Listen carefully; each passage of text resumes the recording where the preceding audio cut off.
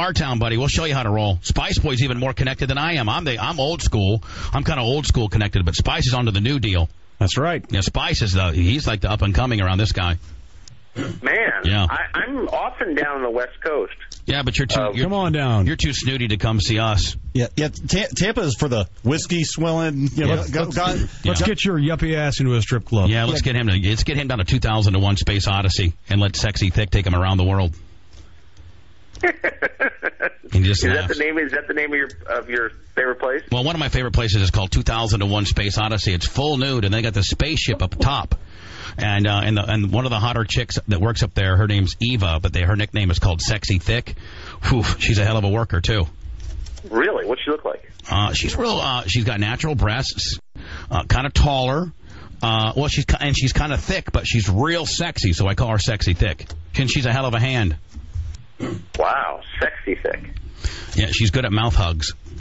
What's a mouth hug? I'm not going to go any further, my friend. No, come on now. Well, I mean, Tucker, please.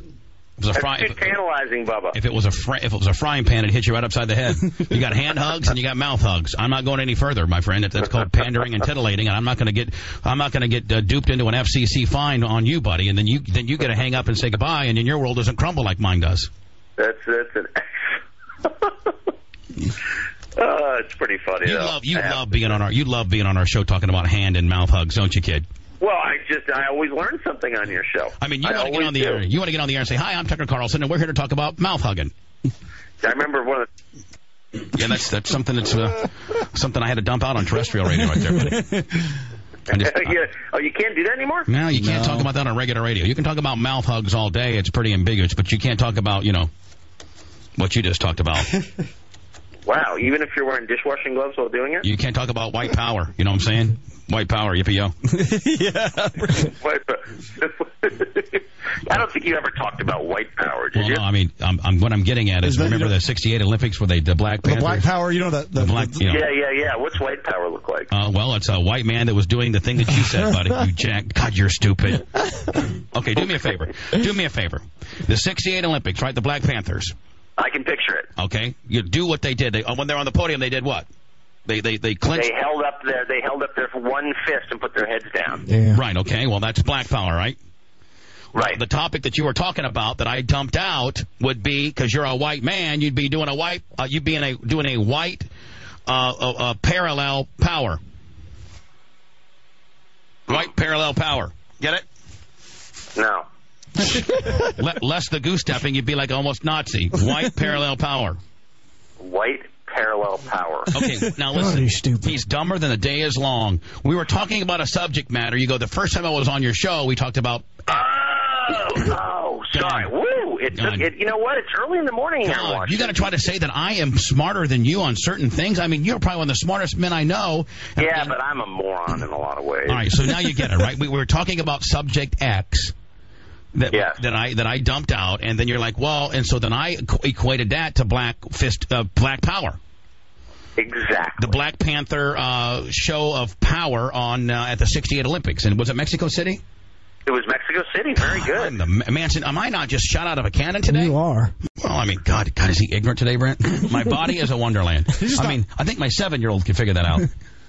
Well, actually, your body is a wonderland. I like it. Yeah. I'm not even sure what that means. I just had all my levels done, less my height and weight statistics. The doctors said, "My God, you are healthy." If I didn't look at you, I would think that you were, 190 pounds and 30 years old. Seriously? Well, my cholesterol was 175. I have some decent genes. I think, my mom may have messed around with a few athletes. Wow, I'm impressed. Yeah. So you. Huh. So there are some paternity questions in your family? Oh, yeah. I don't know who I think so, yes. Well, really, I don't think there's paternity questions with me, but there's some paternity questions with my real father. I don't think nobody really knows who my real dad's dad is, and that's a real sensitive subject, but I'm not afraid. I won't shy from it. They think it might have been a football player in New Orleans. That's where Grandma Madge supposedly conceived my father. While she was on the road with another man from Catalina Island taking pictures around the country. she met this one dude. Well, she was a whore. Yeah, I'll tell you right now, I can call my Uncle Bruce who lives in Clearwater, and he'll say that my grandma Madge, his mom, my dad's mother as well, was a bona fide stone cold whore. Because she met Bruce's dad, Gordon Brent, and was driving around the country taking pictures at schools as like the school photographer, and supposedly behind Gordon's back screwed a guy in New Orleans and got my dad. Whoa. Yeah, that's the big, but nobody wants to talk about that. But I just exposed that for the entire world to hear. My dad listens to the show later this afternoon, down by your place, Brent, Sparks, Nevada. Excellent. Your dad lives in Sparks? Yeah. Doug Clem. Damn, that's a tough town, huh? One of the foremost experts of 1932 V8 Fords, my father. So he's got that going for him. Is he handy with an engine? My fault, yeah. I mean, my dad and I really don't get along that well, but I will have to tell you, he's probably one of the most mechanically sound body men and antique car restorer in the world. My dad still does body work with lead, where you flux the lead on and no way. Yeah, my dad doesn't use Bondo and all. My dad uses lead. My dad does all of his body work with lead still. Boy, that's not good for you. No, but, well, I mean, no, that is not good. Yeah, but who cares about how nobody ever said the Clems were the smartest family. No, but it's the only real way to repair body work is with lead. You don't use all that Bondo and fiberglass and stuff like that. Lead is the way the old schools got him. Speed Lively out of Warsaw, Indiana. What's more important, longevity or body work? Come on, Tuck. Body work, man. You got to ask that question. Maybe that's why my dad's so mean. Is because he's ingested all this lead. I wonder how my dad's probably ingested zillions of gallons. Then I had to listen to this, Tucker, back in the day. Then once you put the lead on the body, then you got to file the lead down with a straight file.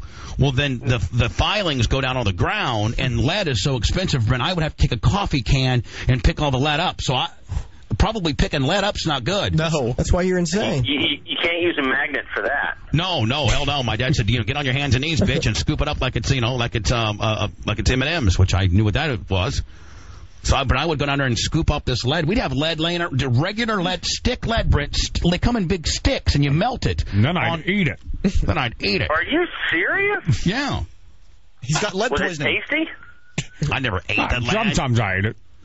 Might have used it for, suppository. Who melted the lead? Man, I would not want to be, I'm hardly a health nut. Well, hold on, man. But I would not want to be around melting lead. Well, Tucker, the bottom line is it's the pussification of America. Nothing happened to me. Just because I'm insane doesn't come from the lead exposure. Or does it? Yeah, I don't know about that. I'm not sure we could prove that. All right, Tucker, you're bringing my show down to zero, my friend. I'm sorry. I can't help myself. But all that Adderall, man, has gotten you so going this morning. I can't keep up. If I sent you an Adderall, would you take it? No way. Just one, Tucker. God, it's not. He knows he'd be addicted. I would not take one. I got too much energy already. I don't need any more You energy. know, I have, Brent, allegedly, I've not given it to anybody, but had I given it to a few of my friends, they take one, they're like, oh my God, I'm shot out of a cannon. Yeah. How long does it last? All day. Lasts all day till but when I hit the wall, Brent, like around 7 o'clock, I completely become like Howard Hughes. I don't want to talk to nobody. Yeah, Heather's got one. My wife has got one in her purse at all times in case I get like real stressed out on a plane or something. Then she just pops it in my mouth, like almost just like break glass in case of emergency kind of thing. Like like a guy that's having a heart attack. They have one of those nitrous pills. Yeah. Heather has a couple of Adderalls on deck at all time, ready to blast me into an Adderall in case I'm flipping out on something. Yeah. Is it like Valium? I thought it was the opposite. No, it's an amphetamine. It's Valium for redneck hillbillies like myself that are ready to smash people up any time. Yeah, for children, it's Valium. It has the opposite effect. For men, it's I'm like a modern day Jackie Gleason, Ralph Crandon. I'm ready to blast somebody to the moon at all times. Where do you get this? Adderall or my attitude? Where do you get the Adderall? Oh, you go to your doctor and say, I'm crazy. And they say, okay, take this test. And then you make sure that the test says that you're crazy. And then a real crazy man like myself can do a stupid ass test. No doctor is smarter than me. And then they say, you are crazy, my friend. And then you say, I'm hearing thoughts and I'm hearing voices and I'm ready to beat my wife. And I think I'm going to go and assassinate an entire family of 4. And then they give you Adderall. And then